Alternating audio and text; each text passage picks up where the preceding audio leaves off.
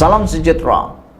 Baru-baru ini apabila Najib mendapat diskaun untuk hukuman penjara dan juga hukuman denda, ramai yang menjerit marah konon tak puas hati. Tapi akhirnya Anwar Ibrahim tanpa berbuat apa-apa telah pun secara sendirinya diselamatkan oleh Peguam Najib. Tanpa sengaja Peguam Najib telah pun menyelamatkan Anwar Ibrahim dengan menyatakan bahawa Anwar Ibrahim tidak pernah mencadangkan untuk pembebasan Najib. Jadi secara tidak langsung kita tahu bahawa Anwar Ibrahim tidak pernah menyokong pembebasan Najib. Jadi secara otomatiknya terselamat Anwar Ibrahim daripada kecaman kononnya beliau menyokong pembebasan Najib.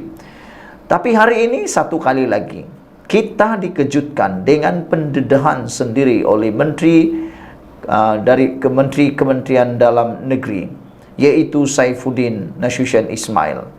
Beliau kata Najib takkan dimasukkan dalam tahanan rumah. Kalau sebelum ini banyak penyokong Walaun, penyokong daripada pembangkang, penyokong Perikatan Nasional, kononnya meramalkan Najib akan dapat keistimewaan lagi, yaitu dimasukkan dalam tahanan rumah. Tapi sebenarnya apa berlaku? Tiada dimasukkan dalam tahanan rumah. Jadi ramalan dan juga telahan daripada pembangkang Perikatan Nasional, walaun di luar sana adalah satu fitnah yang tidak benar. Kalau mereka kata Najib mungkin akan pula dapat tahanan di rumah, maka ini jawapannya tidak. Najib takkan dimasukkan dalam tahanan rumah. Mantan Perdana Menteri Datuk Seri Najib Razak yang sedang menjalani hukuman penjara tidak akan meneruskan tempoh tahanannya di bawah sistem tahanan rumah, kata Menteri Dalam Negeri Datuk Saifuddin Nasution Ismail.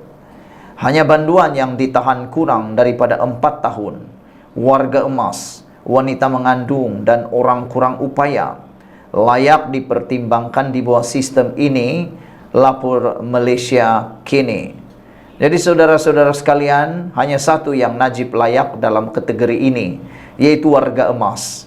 Tapi tak tahulah Najib ini memang sah, tak dimasukkan dalam senarai tahanan rumah. Jadi kalau selepas ini ada lagi yang menyatakan perkara kononnya Najib akan dibebaskan sebagai tahanan rumah, itu adalah bohong sama sekali. Media sebelum ini melaporkan bahawa Putrajaya bersetuju untuk melaksanakan sistem ini untuk mengurangkan kesesakan di penjara dan tidak boleh disalahguna oleh mereka yang didapati bersalah. Saya ingin menafikan naratif nakal sesetengah media yang mendakwa pelaksanaan tahanan rumah bertujuan untuk menempatkan Najib di bawah tahanan rumah.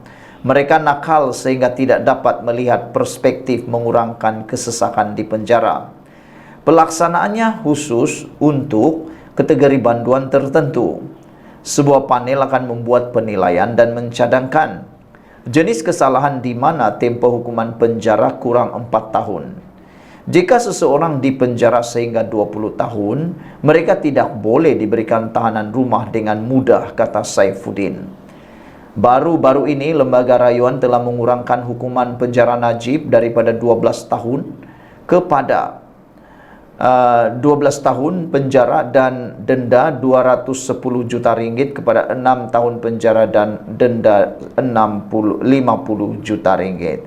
Jadi saudara-saudara sekalian, dengan kenyataan daripada menteri sendiri, yaitu Menteri Kementerian Dalam Negeri Saifuddin Nasution Ismail, ini satu kenyataan bahawa Najib memang akan menghabiskan hukuman penjara beliau di penjara, bukan di rumah.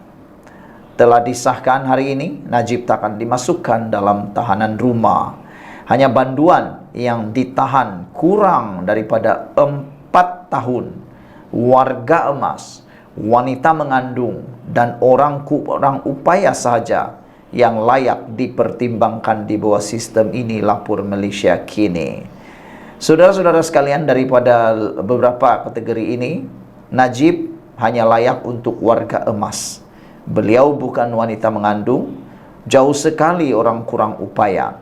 Beliau pula dihukum penjara lebih daripada 4 tahun. Menurut kenyataan daripada Saifuddin, beliau kata orang yang hanya kurang daripada 4 tahun penjara saja yang boleh dipertimbangkan. Jadi melayanglah harapan Najib. Kita jumpa lagi. Selamat pagi, salam sejahtera. Saudara-saudara sekalian, nampaknya Parti Bersatu Tiada Harapan untuk memecat atau mendapatkan semula PRK, pilihan raya kecil, untuk 6 buah negeri ataupun 6 buah kerusi parlimen. Ini sebabnya. Baru saja kita temui faktor ataupun faktanya ini. Sila share kepada semua orang tentang dapatan yang luar biasa ini. Syed Abu Hussein mengatakan bahawa Speaker Dewan Rakyat iaitu Johari Abdul telah menyatakan, menurut Syed Abu Hussein, proses menentukan kedudukan 6 ahli parlimen yang menyokong Anwar Ibrahim ini mungkin boleh berlanjutan sehingga 3 tahun atau lebih. Ikuti terus ulasan ini sebab ada tarik yang penting. Ini dia. Mengikut untuk rekod. Dengar betul-betul supaya anda faham dan share kepada ramai orang. Untuk rekod, mengikut perlembagaan pilihan raya kecil PRK, bagi mana-mana kerusi Dewan Rakyat bagi penggal ke-15, tidak lagi perlu diadakan selepas 19 Disember 2025 dan dibiarkan kosong sehinggalah parlimen dibubarkan untuk memberi laluan kepada PRU yang ke-16. Jadi saudara, kita campurkan dua fakta ini. Fakta yang pertama, Johari Abdul iaitu Speaker Dewan Rakyat sudah menyatakan menurut Syed Abu Hussein bahawa proses menentukan kedudukan 6 ahli parlimen ini mungkin boleh berlanjutan sehingga 3 tahun atau lebih. Itu pertama. Yang kedua, perlembagaan Parti Bersatu belum lagi lulus. Baru diluluskan dalam Bersatu, tapi belum lagi diluluskan oleh ROS. Untuk kelulusan daripada ROS itu mengambil masa yang panjang. Sebenarnya bukan seperti petik jari siap. Selain itu untuk diwartakan lagi dan dikuatkuasakan lagi. Semua yang kita sebut tadi itu mungkin boleh mengambil masa paling cepat pun 1 tahun. Ini pula ditambah lagi mereka daripada pembangkang. Ini ditambah lagi ROS itu adalah di bawah Kementerian Dalam Negeri. Jadi daripada itu besar kemungkinan, inilah politik, mungkin berlaku kelewatan kelulusan ROS untuk pindaan perlembagaan itu. Manalah tahu kan. Jadi kalau ambil 1 tahun masa, sekarang dah tahun 2024, maka mau lulus itu kalaulah dikatakan 1 tahun, belum tentu lagi mereka dibuang. Ingat, belum tentu lagi 4 ahli parlimen, 6 ahli parlimen ini dibuang. Kerana ada proses yang kedua. Ia pula proses yang kedua melalui mahkamah. Nah, di mahkamah ini yang paling lama. Di mahkamah paling cepat pun 6 bulan. Ya, 6 bulan sebab anda tahu kes itu boleh dibawa daripada mahkamah yang paling rendah sampailah kepada semakan di Mahkamah Persekutuan. Semua itu boleh cakap ambil masa 6 hingga 2 tahun atau 3 tahun. Macamlah kamu tidak pernah dengar kes-kes mahkamah sekarang kan. Muhyiddin punya kes saja sudah 2 tahun. Tak siap-siap lagi, belum mula bicara, ini baru menentukan sama ada beliau dibebaskan atau tidak. Itu pun sudah lama. Ini kan pula tentang hak ahli parlimen. Jadi kalau campur setahun untuk kelulusan parlimen, kelulusan ROS, campur lagi 1 tahun untuk perbicaraan di mahkamah, dah 2 tahun. Selepas 2 tahun itu dah mencapai bulan Disember 2025.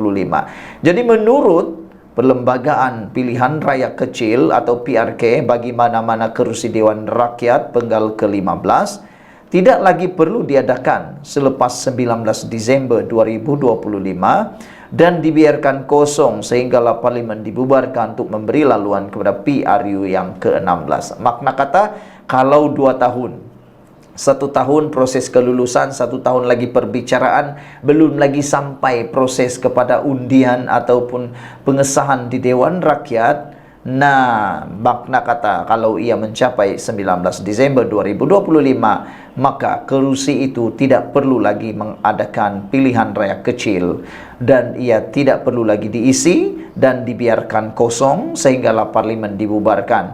Bila dibiarkan kosong, biasanya akan ada lantikan yang akan terus menerajui tempat itu dan silap-silap hari bulan 5 atau 6 ahli parlimen yang menyokong Anwar Ibrahim ini mungkin akan dilantik sebagai senator. Begitulah cerita dia.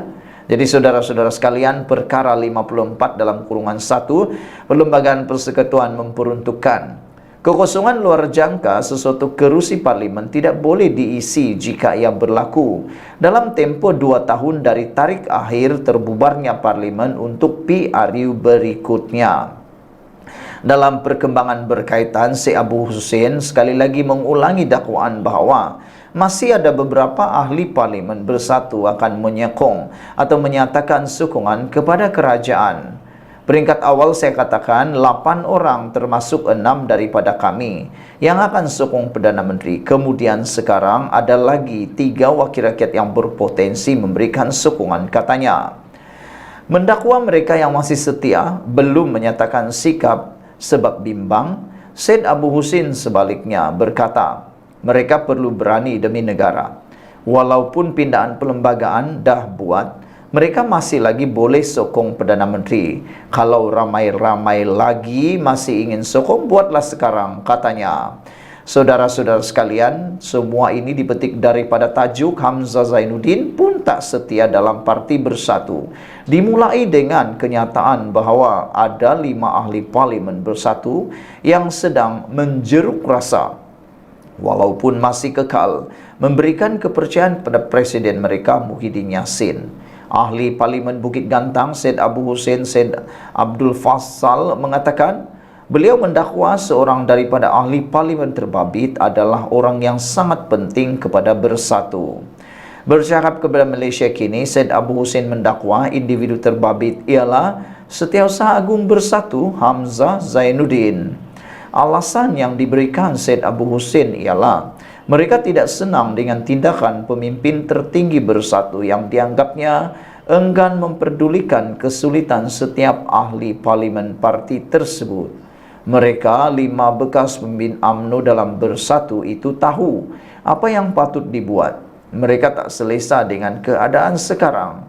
Malah kata beliau, daripada ahli parlimen larut iaitu Hamzah Zainuddin sendiri tak selesa sebenarnya, tapi dia terpaksa bertahan dalam keadaan begitu, katanya hari ini. Syed Abu Hussein memberitahu selain Hamzah, 4 lagi ahli parlimen yang sepatutnya segera mengalih sokongan kepada kerajaan ialah Iqbal Hisham Abdul Aziz Tanah Merah, Rasul Wahid Hulu Terengganu, Mas Ermiati Samsudin Masjid Tanah dan Ronald Kiandi Beluran. Mereka semua ini memenangi kerusi masing-masing atas tiket UMNO Barisan Nasional pada PRU 14, namun meninggalkan parti berkenaan untuk menyertai Bersatu tidak lama kemudian. Sekian dulu untuk kali ini. Jangan lupa tinggalkan komen Anda, share video ini. Bye-bye.